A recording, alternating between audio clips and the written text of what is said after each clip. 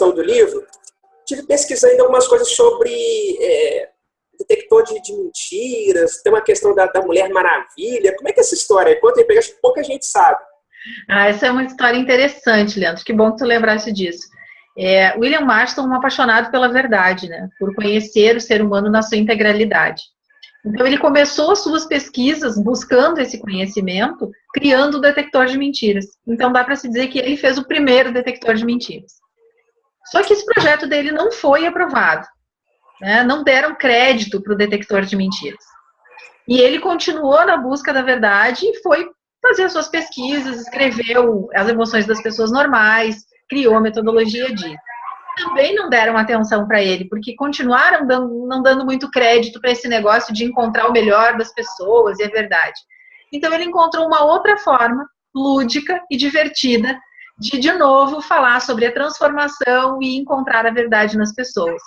Inspirado nas suas diversas esposas, eu não sei se ele tinha 2 ou 3 esposas, ele criou, então, um personagem que foi a Mulher Maravilha. Que a gente pode perceber nos filmes e nas histórias da Mulher Maravilha todo o processo de transformação, né? De uma pessoa pacata, de uma pessoa séria, introspectiva, para aquela mulher forte e principalmente a detentora do laço da verdade. É verdade, é verdade. Então, o laço da verdade tem todo o simbolismo de poder revelar das pessoas aquilo que realmente está lá no fundo e que elas têm dificuldade ou não querem contar, né? Então, o laço da verdade vem simbolizar essa busca do Marston por revelar o que tem lá no fundo de cada ser. Que bacana. Tá vendo? Eu achando que o mero desenho se bastava em pura diversão. Olha que bacana. Poxa, que bacana. Ô, Jaque, e dentro dessa perspectiva ainda do DISC, né, você comentou tempos atrás em relação às possibilidades de atuação do DISC, enfim. Quais são os campos aí de aplicação do DISC, de forma geral? Leandro, basicamente, assim, o DISC foi utilizado dentro das organizações. A história dele, né, como ele começou a ser utilizado para recrutamento e seleção. Colocar a pessoa certa no lugar certo. Isso é uma visão bastante antiga, inclusive. Né? Pessoas como se cada um de nós nascesse com um carimbo, né, demarcado. A Jaqueline vai ser isso, o Leandro vai ser aquilo. Na verdade, hoje a gente sabe que não é assim. Né, que nós temos muitos potenciais, mas isso pode ser tema até para um outro momento. Opa! Então, fica a promessa no ar, né, Leandro? Um montão de testemunha aí. Olha aí. Então, como é que funcionou isso inicialmente? Para colocar as pessoas certas nos lugares certos. Num segundo momento, para desenvolver novas habilidades, reforçar o que estava bom e desenvolver novas habilidades. Hoje se sabe que o DISC ele pode auxiliar de diversas maneiras. Inclusive nos processos terapêuticos, alguns profissionais utilizam para conhecer melhor os seus clientes. Dentro das organizações são múltiplos, tanto para desenvolvimento, treinamento, montagem de equipes, clima organizacional. Muitas vezes o problema do clima de uma determinada empresa está justamente nessa distância entre perfis, nesse gerenciamento de estilos tão distintos. Então, pode ser utilizado dentro da organização assim, de uma maneira muito ampla, muito vasta e que contribui demais para os resultados das empresas.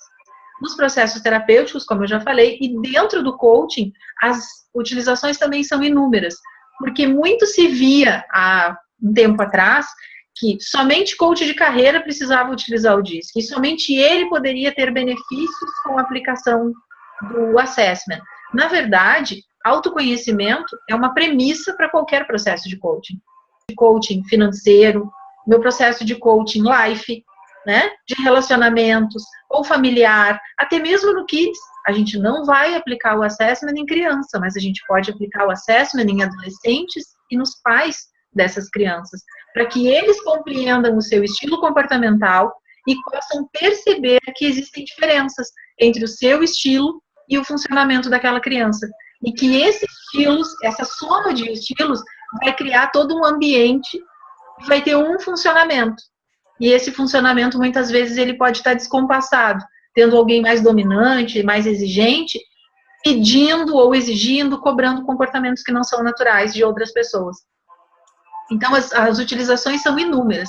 Então, eu tenho estudado muito, inclusive, algumas inovações para a aplicação do DISC, cruzando com outras ciências, cruzando com outras ferramentas do coaching, e vem novidade por aí. Oh, olha só, não dá para adiantar não, né? Vou nem perguntar, né?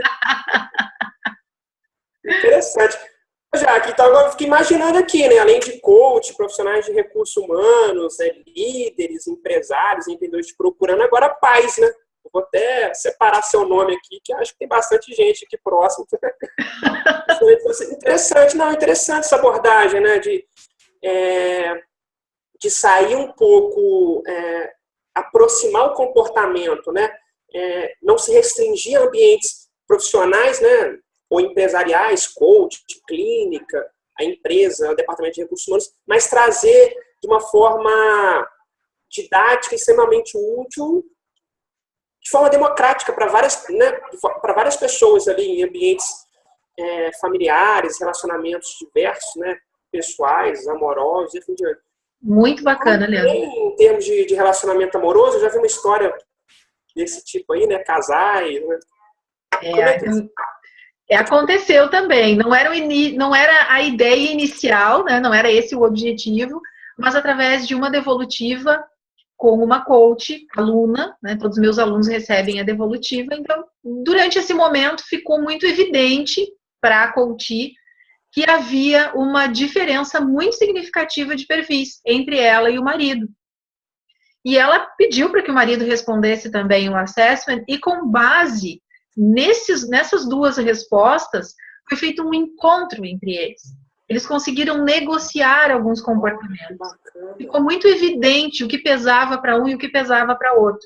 É claro que a gente entende que no processo de coaching existem outras ferramentas que vão manifestar outras coisas que são importantes, como valores, como princípios, então tem outras questões. Mas neste caso específico, ficou muito evidente que o comportamento dos dois, o perfil comportamental dos dois estava gerando um conflito. Um conflito muito sério, estava a ponto de separação, inclusive.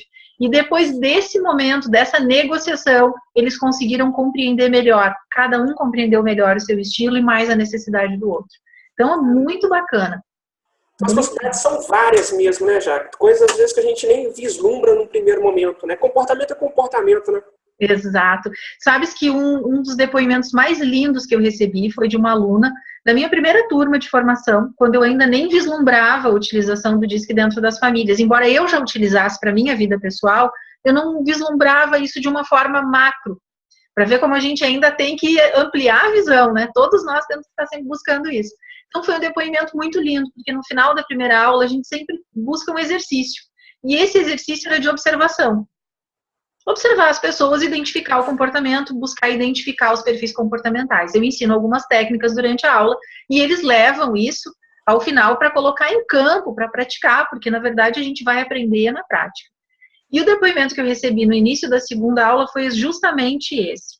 Se eu soubesse disso alguns anos atrás, meu convívio familiar seria outro. Eu teria educado os meus filhos de uma maneira diferente.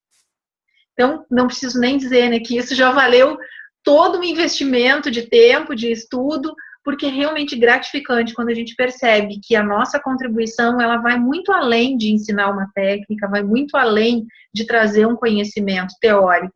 Ela realmente está entrando no lar de uma família e está trazendo harmonia, conciliação, mais paz, mais desenvolvimento pessoal. Então, realmente, isso é muito gratificante. Nossa, que interessante. E, de fato, né, não dá para falar em diversidade cultural, tolerância e outros aspectos relacionados se não passar pelo comportamento, né, pela compreensão da ciência do comportamento, alguns aspectos peculiares do comportamento, né. Brilhante, brilhante, muito bacana.